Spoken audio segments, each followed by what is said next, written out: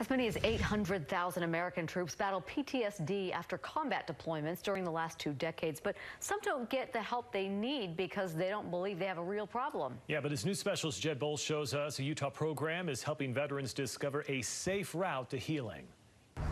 I was trying different things to help, and none of it was working. Zach Hauser was a 15-year-old in ROTC class in Provo when the attacks of 9/11 shook America.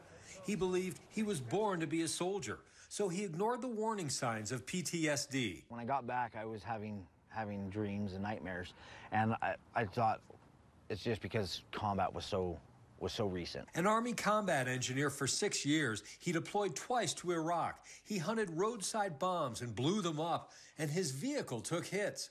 Back home, that trauma troubled him, but he denied it. That's an imaginary thing, and I didn't even want to think about it because I do not.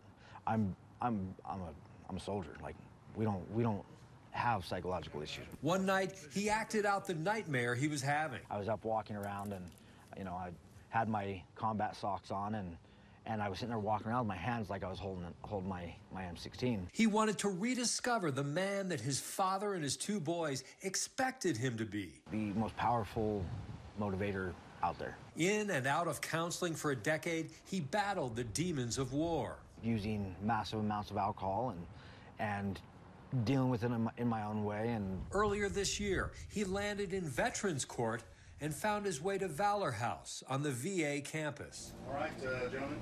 Last month, he picked up new tools and fresh optimism at a week-long camp put on by Heroes Haven. Being able to socialize with other vets who are going through similar situations and being able to help them process and talk about it with somebody who understands what I'm going through. Working to cope with PTSD. It's always going to be there. You can't take that experience away. But he now has strategies to fight back. Just because I have to relive it sometimes doesn't mean it has to affect me. There's another Heroes Haven retreat in October, and Hauser will return as a peer leader. Going to help other veterans that are going through similar situations. Continuing his own healing and building a network of peers he can count on. I'm Jed Bowles for KSL 5 News.